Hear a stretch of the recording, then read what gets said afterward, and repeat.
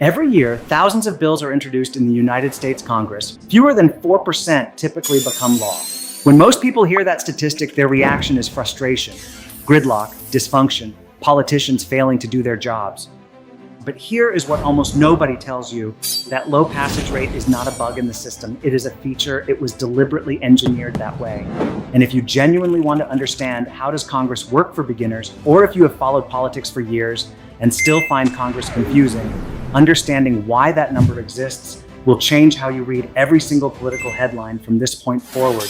This is US Congress Explained, not the version you got in school, the version that actually makes sense. Here's what most people learned about Congress in school. There are two chambers, the House and the Senate. A bill is introduced, voted on, passed, and sent to the president. Simple. Here's what actually happens. A bill is introduced, assigned to a committee where it will most likely never be seen again, potentially blocked by a procedural tool called the filibuster, negotiated behind closed doors by party leaders whose job is to control how their members vote, and if it survives all of that, and sent through a conference process that most Americans have never even heard of. Today we are covering 5 things that will give you a complete, honest picture of how Congress actually functions. 1, why America has 2 separate legislative chambers and why that structure matters enormously. 2, committee power, where bills actually live and die. 3, filibuster, what it is, how it works, and the legitimate debate about whether it should exist. 4, party whips and floor votes, how leadership controls congressional behavior. 5, the conference committee, the hidden final step almost nobody teaches. This is how bills become law, or more accurately, how they usually do not. Let us start with the foundation. Senate versus House Explained. Why does the United States have 2 completely separate legislative chambers rather than 1? The answer goes back to the Constitutional Convention of 1787 and a problem the founders called the Great Compromise. Large states and small states were in direct conflict. Large states wanted representation based on population, more people, more power. Small states wanted equal representation regardless of size, 1 state, 1 vote. The solution was to build both systems simultaneously. The House of Representatives is the population chamber. Its 435 seats are distributed among states based on their population. California has 52 seats. Wyoming has 1. More people means more representation. The Senate is the equality chamber. Every single state, regardless of size or population, gets exactly 2 senators. Wyoming's 2 senators carry the same weight as California's 2 senators. This means every piece of legislation must satisfy 2 completely different standards of representation before it can move forward. A bill must pass a body where population determines power and a body where every state is equal. And that dual requirement is the first and most fundamental reason why passing legislation is so deliberately difficult. But getting a bill through both chambers is only part of the challenge. Before any bill ever reaches a floor vote in either chamber, it has to survive something most people never consider: the committee. Here's the reality of how bills become law that civics class almost never teaches. The vast majority of bills never receive a floor vote at all. They are assigned to a committee, a smaller group of legislators with jurisdiction over a specific policy area, and they simply stop there. Committee chairs have enormous power. They decide which bills get hearings, which bills get debated, and which bills get quietly shelved. A bill can have broad popular support, even majority support in the full chamber, and still never receive a vote because the committee chair does not bring it forward. This is not corruption. This is structure. It is a deliberate filtering mechanism designed to manage the volume of legislation and concentrate decision-making power in the hands of experienced legislators. Understanding committee power means you will never again take a politician seriously when they say, "I tried to pass this, but Congress blocked me," without asking exactly which committee it was assigned to and who controls that committee. Now, the filibuster.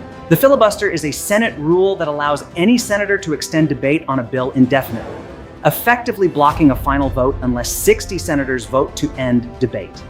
This is called invoking cloture. The practical effect: in a Senate of 100 members, you do not need 51 votes to pass legislation. You effectively need 60 votes just to force a vote in the first place. Here's the honest debate presented on both sides. Those who defend the filibuster argue it forces bipartisan cooperation. It prevents a simple majority from steamrolling the minority. It requires broader consensus before major policy changes are made, which they argue produces more stable and durable legislation. Those who oppose it argue it gives a minority of senators the power to permanently block legislation that the majority of Americans support, They argue it has historically been used to obstruct civil rights legislation and that it has no basis in the original Constitution. Both arguments are serious. Both deserve to be understood before you form an opinion. Even when a bill makes it out of committee and survives procedural challenges, it faces one more layer of institutional pressure before a floor vote, the party whip. Every major party in Congress has a whip, a senior member whose specific job is to know how every member of their party intends to vote on every significant piece of legislation and to apply whatever pressure is necessary to bring wavering members into alignment. That pressure can be subtle, a phone call, a promise of committee assignments, support for a member's pet project back home, or it can be direct, a public signal from party leadership that a vote against the party line will have consequences. This is why you will regularly see members of Congress vote against the apparent interests of their own constituents. They are operating inside an institutional incentive structure, the party, that has its own set of rewards and consequences entirely separate from voter preferences. And if a bill does pass both chambers, there is one final step almost nobody teaches. Because the House and Senate almost never pass identical versions of a bill, representatives from both chambers must meet in what is called a conference committee to reconcile the differences and produce a single unified version. That unified version then goes back to both chambers for a final vote, before it ever reaches the president's desk. This is the hidden architecture of American lawmaking, and now you understand it completely.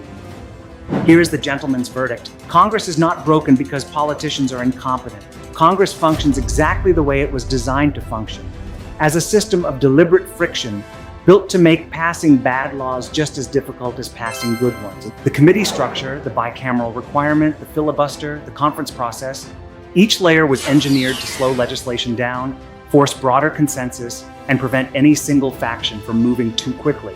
Whether that friction has become excessive in the current political environment is a legitimate and important debate. But you cannot evaluate that debate honestly until you understand the system you are evaluating.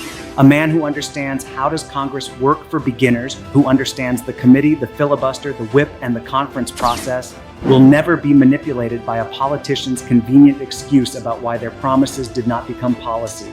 You now understand the actual machinery. That is not a small advantage. If this breakdown gave you a genuinely clear picture of how Congress actually functions, subscribe to this channel right now, because next week we are going deeper into how politicians use language to engineer your opinion before you even realize it is happening. That video will change how you consume every piece of political media you encounter going forward. And if you want to build this kind of political clarity systematically, not just video by video, but as a complete structured intelligence, my one-on-one coaching program is designed exactly for that. Details and application are at kentpolitics.com/coaching. Link is in the description. My name is Kent Tran. This is The Political Gentleman. I will see you next week.